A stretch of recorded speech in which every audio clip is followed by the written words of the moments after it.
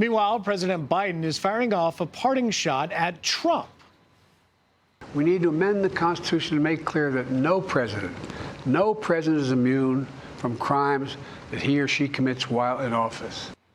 And here comes another wave of the resistance. Ahead of his inauguration, a group of Biden officials are already assembling to fight Trump's executive orders in court. Democrats, including Nancy Pelosi, squad members AOC, Ilhan Omar, and Ayanna Pressley, along with a dozen others, are boycotting the inauguration. Former First Lady Michelle Obama will also be skipping out. Joining us now to react is Senior Advisor for President-elect Trump's transition team, Jason Miller. Jason, it's great to be here. There is an electric environment walking the streets coming over here. I was out earlier, but I want to get your reaction. We're finally here. What are your thoughts? The energy, the excitement, everybody is ready for Monday. And with President Trump landing back in the D.C. area this evening, everything kicks off. Of course, he's doing an event at Sterling at his golf course. There'll be fireworks and there'll be parties and celebrations. But here's the reason, Griff, why people are so excited. Finally, we're going to get our border secured. We're going to do something about this out-of-control inflation crisis. The president's already bringing world peace back, starting with the Middle East. And so there's a lot of excitement, yes, as far as here in D.C., but every American is going to benefit for what the president's going to do. Jason, quickly, you talked about securing the border. Are there going to be some executive orders? I know you don't want to get ahead of your boss, but what can we expect?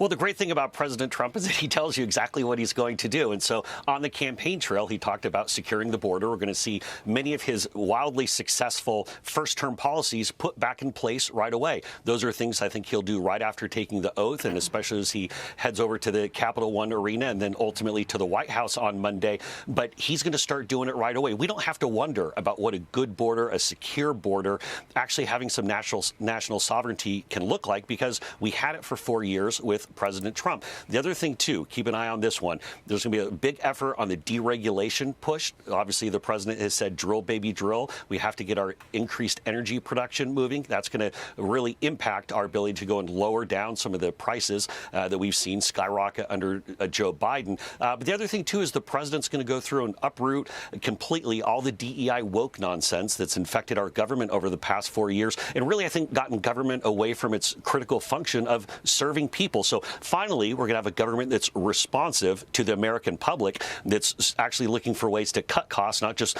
throw or give money away to everybody. But it all starts with securing our border and getting rid of these criminal illegals. They're going to take action right away. I can't wait to see it. Jason, I know we heard some of the messages that he might deliver in his inaugural address. Tell me a little bit more about that and how he might contend with the vibe shift of moving this speech inside. Yeah, well, the thing with the president's speech is everyone should be thinking about is that the president's going to speak to how he can make each of your lives better. And for the past 4 years, we've been told that Washington has all the answers. Washington has all the solutions. But what President Trump is going to do is actually talk about, here's how we're going to put more money in your pockets. We have to obviously re-up the tax deal, but also additional things such as no tax on tips, no tax on Social Security, no tax on overtime. And so these are big priorities that we need to do. Obviously, we need to drill, baby, drill. We need to secure the border. Every American benefits from a safe community. Every American benefits from a good economy. And so you're really going to hear the president speak directly to people and say, this is how your life is going to be improved. And that's something we haven't heard at all in the last 4 years. Hey, Jason, Katie Pavlich here. Welcome back to Washington. As Griff mentioned, there's a lot of people in town. They're all wearing their MAGA gear. They're walking around the places they can, going by the White House, excited for President Trump to take office on Monday. But they are a little disappointed that they can't go see the inauguration as a result of weather. Do you have any more information about what the president's going to say tomorrow at the planned rally, but also how they may be able to see the president on Monday at Capital One Arena? Yeah, and of course, when we talk about Monday, I mean, when you have the temperatures as low as 11 degrees, and actually that might be a high point, That's just not safe. You can't have people standing outside for 6, 7, 8 hours in 10 or 11 degree weather. That's not safe. We have to make sure that we look out for people. And so the actual ceremony will move inside into the Capitol Rotunda.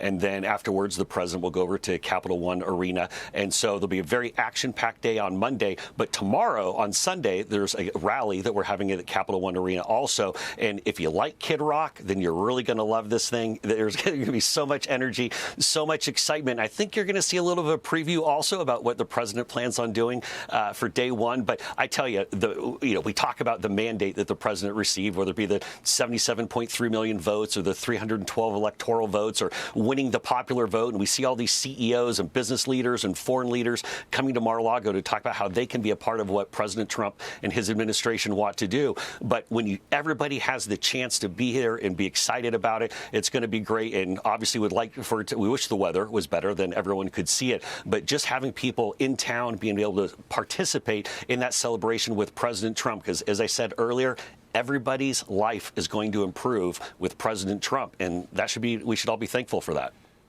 Jason Ben Domenech here. Congratulations, obviously, on your victory. I do want to ask you, though, about some of these confirmation hearings that have already begun. Particularly, I would like to ask you about some of the wavering Republicans that you see in the Senate. Obviously, Joe Biden got the support of all Democrats for all of his cabinet appointees back 4 years ago. Yet there seem to be some people who are wavering. I think particularly about Mitch McConnell, potentially, as it relates to someone like Tulsi Gabbard. Some of the questions that have been raised about some of these other cabinet nominees. Are you at all concerned about any of the Republican senators perhaps taking the opportunity to gain the appreciation of the resistance or the New York Times as opposed to going along with the clear mandate that Donald Trump has for his agenda? I'm not, and I'm going to tell you why.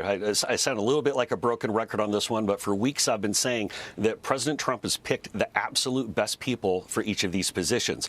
And once people go into those hearings, we saw what Pete Hegseth was able to do. We saw what Pam Bondi was able to do. We saw Scott Bessent deliver. We saw Kristi Noem just yesterday. These are some very, very high-powered, sharp, sophisticated individuals who I think are impressive. And once they get there, a couple things. Number one, you see their grasp on the issues, the strength they have, the abilities they have as communicators.